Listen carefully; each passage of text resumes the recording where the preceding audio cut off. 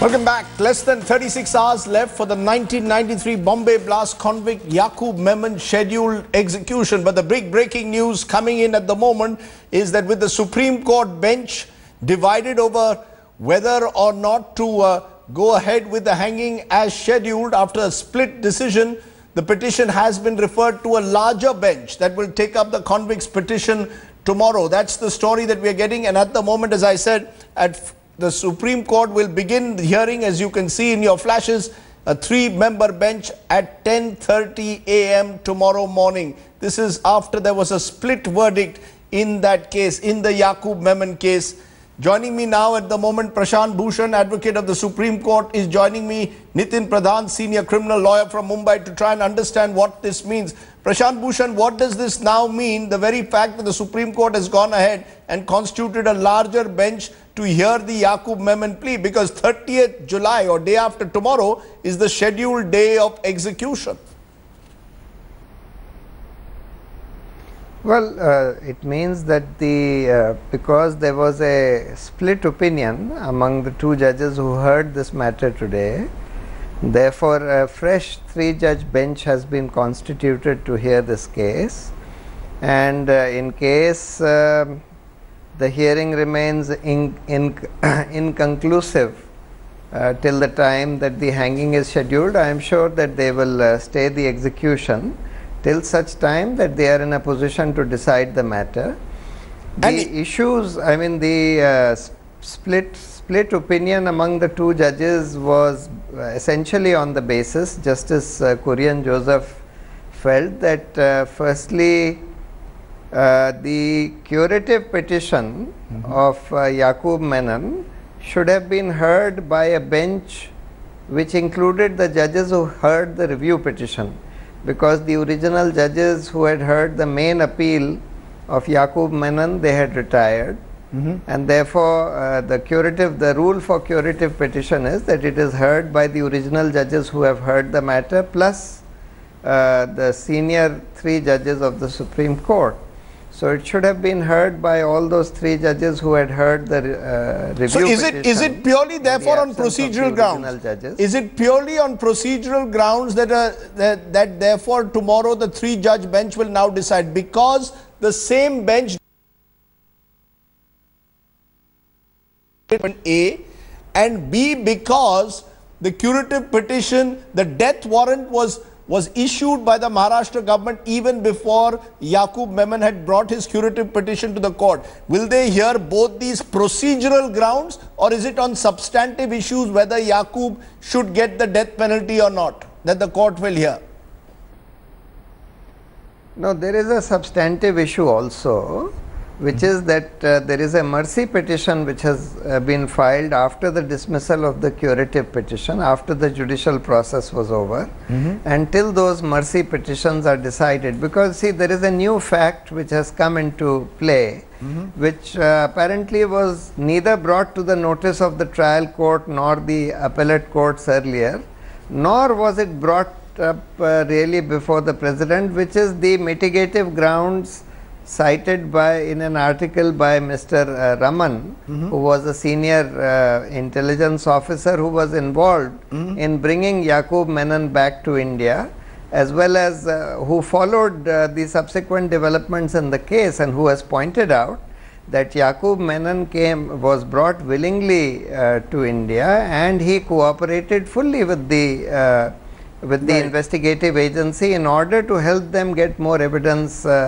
against Pakistan, etc. So this was a fact which was not really brought before the courts or before the President or the Governor, who earlier considered some. So you're saying the 3-judge bench will also look at the fact that certain what you believe are material facts were not brought before the court. It is not purely procedural. Nitin Pradhan, the other view which is being expressed is that this is purely an attempt by Yakub Memon's lawyers to delay the execution, to buy some time. Are you of that view that Yakub Memon is clutching at straws and trying to buy time at the moment?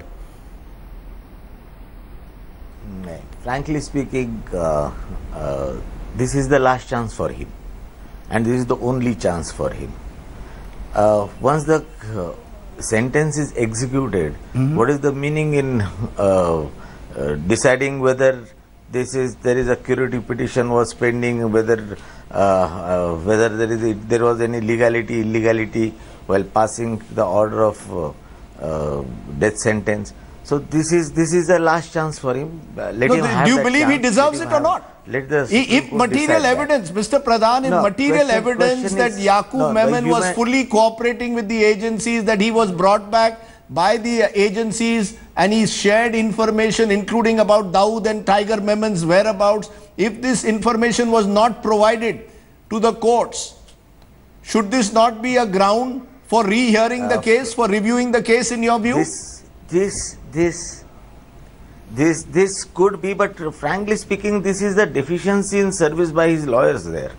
During the trial, why this aspect has not been agitated, why this aspect has not been brought before the court by leading But why should a man die? Evidence which is For the failure of lawyers, should a man die? no doubt about it, no doubt about no, that is what I am saying. Therefore, this particular aspect will have to be taken into account by the Supreme Court while deciding the issues now, because curative petition is basically for very limited purpose and for within the limited sphere. Okay. It can be decided, but legality and the propriety, that also should be included while deciding the curative petitions, because that is the only chance for accused facing a capital punishment. So Can I just get a final? Can I get just a final word from you, Prashant Bhushan? Does this show the strength of the Indian judicial system or the weakness of the Indian judicial system? The fact that 36 hours before Yakub is to be given the death sentence, we now have a split verdict which has forced the Chief Justice to bring in a fresh 3-judge bench.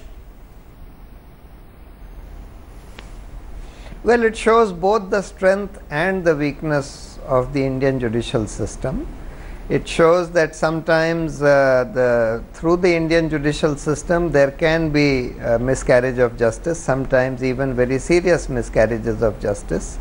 But it also shows that the Indian judicial system can rise to the occasion and can cut through such procedural issues or such technical issues and get to the substantive issue in the matter, which is really the substantive issue in this matter is whether in the light of such mitigative circumstances which have been cited by Mr. Raman in his article or in the note that he wrote, whether in these circumstances does he deserve capital punishment, does he need to be sent to the gallows, what kind of message is this going to send? Quite apart from this whole debate about whether capital punishment should remain in the statute books of this country or not, which is a very live debate these days. Let's leave it there. Let's leave it there. We will wait to see. We don't want to discuss the substantive issues at the moment. I'm going to leave that to the merits of the case to be decided by the Supreme Court tomorrow. But the very fact that a 3-judge bench has now been constituted clearly shows that the Supreme Court is treating this case with renewed seriousness. Prashant Bhushan, Nitin Pradhan, appreciate your joining me on the news today at 9. Okay, let's then turn to the other big story that we are tracking today. A day after the deadly attack by 3 terrorists in Punjab's Gurdaspur, fresh evidence proving the link to Pakistan is emerging. GPS sets used for navigation by the terrorists have yielded vital clues on Monday's terror strikes. Those are images that have now been captured on CCTV cameras that suggest how the terrorists infiltrated into Indian territory. Take a look at those images. The signal also indicates they left the Gharot village on Sunday night, crossed over then on the Indian side of the border. India Today has accessed the CCTV footage of the 3 terrorists in Gurdaspur. The footage is from 4:55 a.m. yesterday, just 35 minutes before the attack on the police station. There's another video, and this is the second one, shows them taking a white Maruti car hostage. These are the 2 dramatic pieces of video that have emerged in the last 24 hours. But what does this mean really in terms of Punjab becoming a soft target possibly for terror groups? Ajay Sani, the country's leading terrorism expert, now joins me. Appreciate your joining us, Dr. Sani. Your sense from what you've seen in the last 24 hours, do you get a sense that Punjab has become a soft target, or do you believe that this is a one-off incident? I can't hear Rajdeep. Okay, I'm going to try and repeat my question if possible, so that you could possibly hear me a little more clearly. You need to raise the audio substantially. You are barely audible to me. Okay, I'm going to try once more, Dr. Sani, and try and be as loud as possible. Do you get a sense that what has happened in Punjab yesterday and the reports that are coming in today about the Pakistan connection, do you believe this is a one-off, or do you believe Punjab and the border areas like Gurdaspur are now going to be a target for terror groups? You see, I don't think either extreme is the correct assessment. I wouldn't describe this as a complete one-off, because Gurdaspur is certainly vulnerable and will remain vulnerable to attacks of this nature coming in from the north, from the Kashmir side, for some time to come. But I don't think that Punjab in its entirety, or Gurdaspur in particular, are really set up for a resurgence of terrorism or for a massive movement, because I think the police capacities and intelligence capacity, local intelligence capacities, are very strong. Responses will be fairly effective.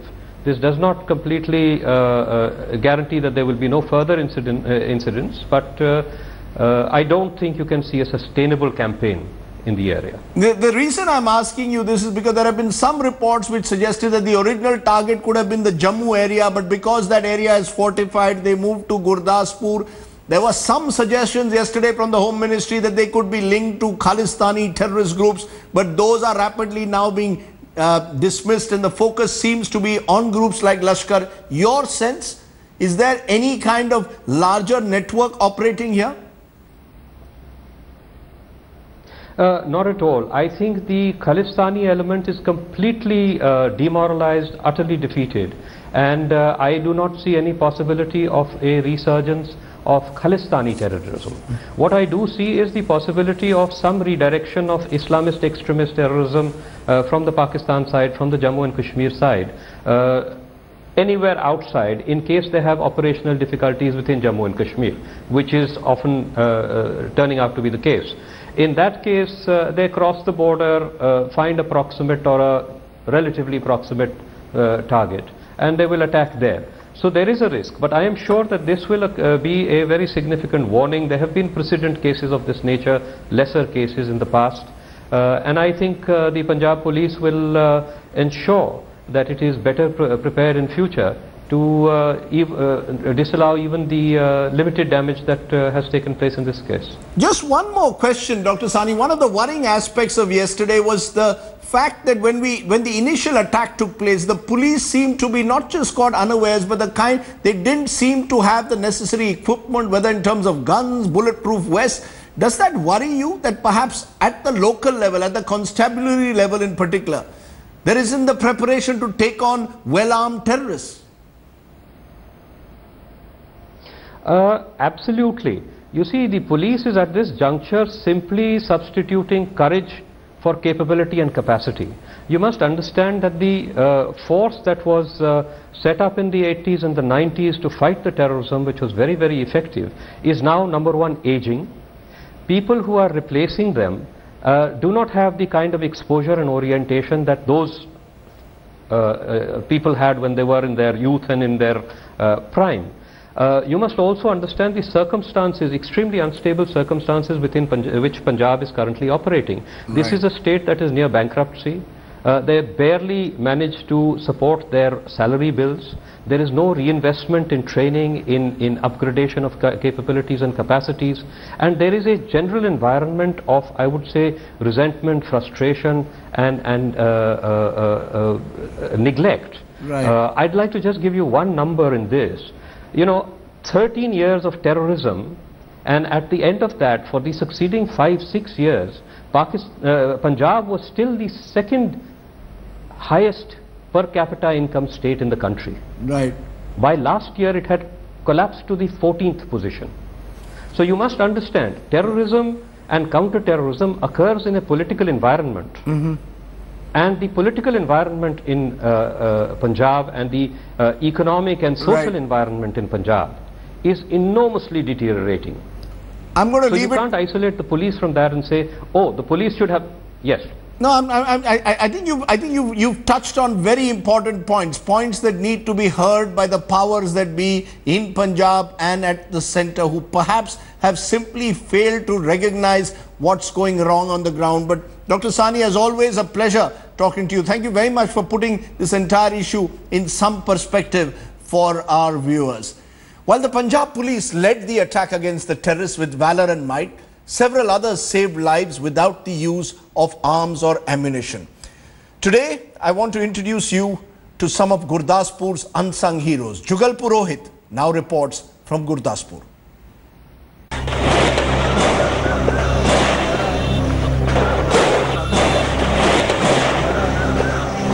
A terrorist attack in Punjab rocking the state and the country at large.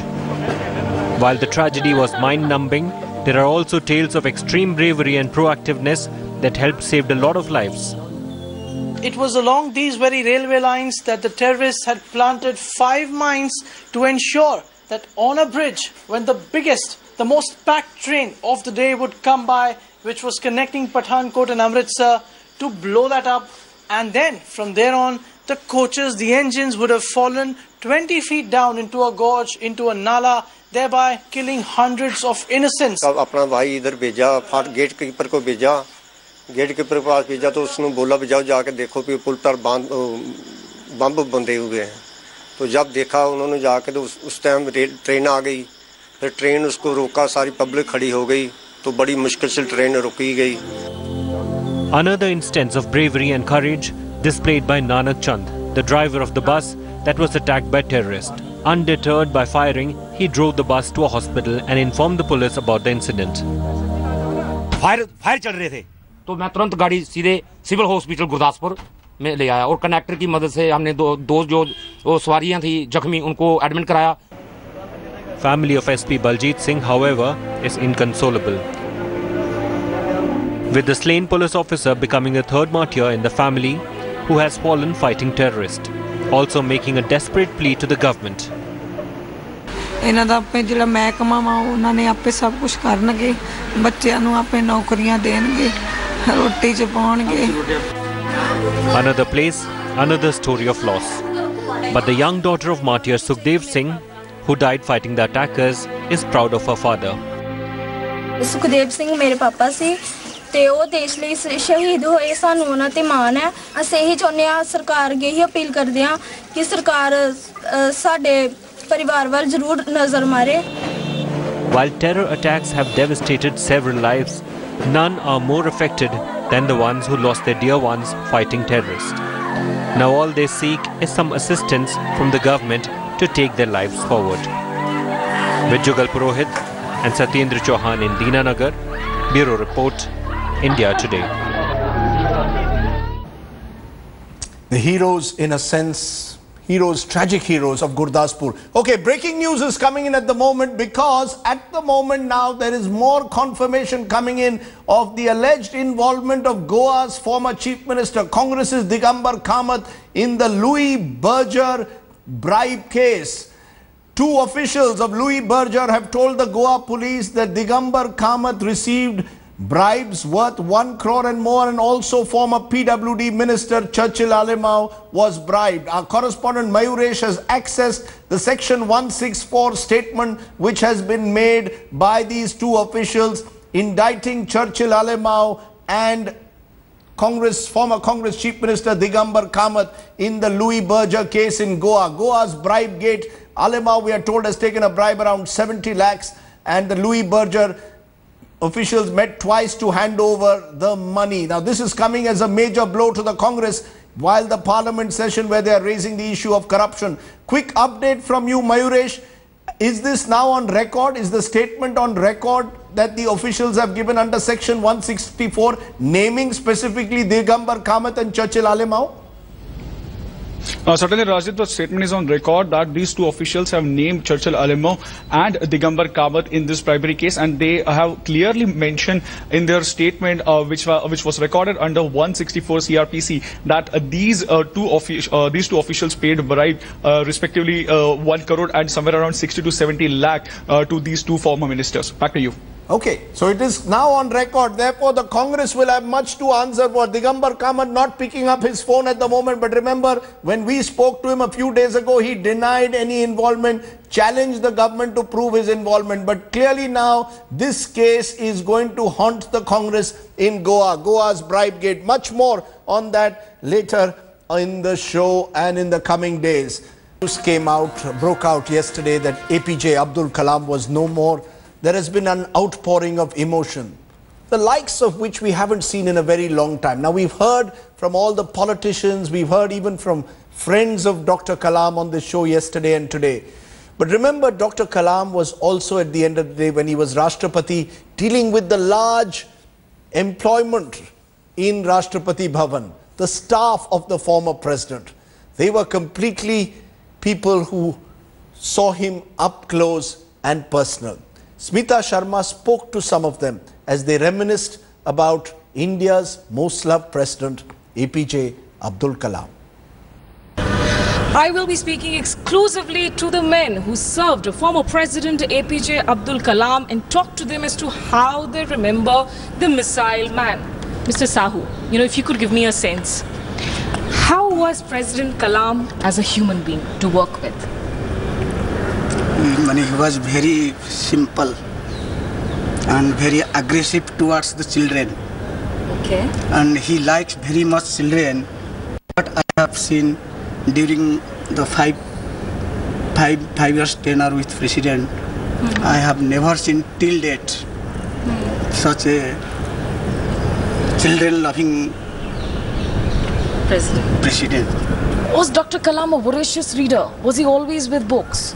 Yeah, he used to call for a lot of books, but yes, most of them in his own collections. He used to read them most throughout late in the night also. He mostly is interested in books like literature and scientific books. Okay. And even IT books or computer books also he used to ask for. Did he have some favorite authors? Do you remember? Any particular author that he loved reading more, maybe? Not particularly, but he reads with Tirukural Tamil also and other literature and cultural books, books on music. Right. Okay. I'm told that there used to be days when at dinner time, Kalam साहब जो हैं वो किताबों में ही इतने मशगूल रहते थे कि वो खाना खाने के लिए नहीं आते थे और बाद में खुद किचन में घुस जाते थे अपने लिए कुछ स्नैक्स तैयार करने के लिए, जो कि शायद प्रोटोकॉल टीम को लगता था कि अरे ये तो प्रोटोकॉल के खिलाफ है. क्या ऐसा कुछ भी होता था? था बिल्कुल, मतलब सादा खाना पसंद करते थे वो. उनकी कोई फरमाइश नहीं थी कि हाँ मेरे को बनाना खाना चाहिए. जो भी बनता था उसी में वो खुश रहते थे. बिल्कुल सादा जीवन उन्होंने व्यतीत करा. ऐसी कोई उनकी फरमाइश नहीं थी. कोई एक ऐसा खाना जो उनको बहुत ज़्यादा पसंद हो? साउथ इंडियन खाना ज़्यादा लाइक करते थे वो. कौन से खाने? जैसे साउथ इंडियन. अच्छा. ये सांबर है, रसम है, थोड़े से चावल लेते थे. ये डोसा है, इडली है.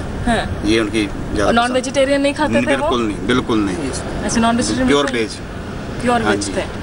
तो वो डिमांड करते थे कि आज मेरे लिए कुछ ऐसा कुछ खास बना दो, कुछ स्पेशल बना दो, ऐसा कभी कुछ कभी ऐसा कुछ नहीं हुआ. कभी कोई रिक्वायरमेंट नहीं थी उनकी. जो था उसमें खुश थे. अच्छा. और उनका बिहेवियर इतना अच्छा था कि हम लोग उनके पास इतने 5 साल उनके साथ रहे. कभी हमें महसूस नहीं हुआ कि हम प्रेसिडेंट ऑफ इंडिया के पास नौकरी कर रहे हैं. अच्छा. उनका नेचर ऐसा था, हमको उन्होंने ऐसा रखा था अपने कोई मदर फादर अपने बच्चों को अपने पास रखते हैं. जब भी उनका हमसे बोलने का तरीका था ऐसे कोई बाप बच्चों से बात कर रहा है. कभी हमको एहसास नहीं हुआ कि हम प्रेसिडेंट ऑफ इंडिया के पास नौकरी कर रहे हैं. Pure vegetarian, simple life, and that's how his staff remembers him. Clearly, APJ Abdul Kalam has touched millions of hearts in very, very different ways. Up next, Rahul Kawal with Newsroom. He's got plenty more, including that story that's breaking at the moment on the Barcelona shootout. So we'll have much more in the newsroom. But as I leave you this Tuesday night, what else will be our image today but the life and times of APJ Abdul Kalam? This time, In the words of renowned lyricist Gulzar has penned some lines that you must listen to, because they in a sense typify the man that this people's president really was. We will remember APJ Abdul Kalam because he has touched the hearts of millions. Thanks for watching. Good night. Goodbye.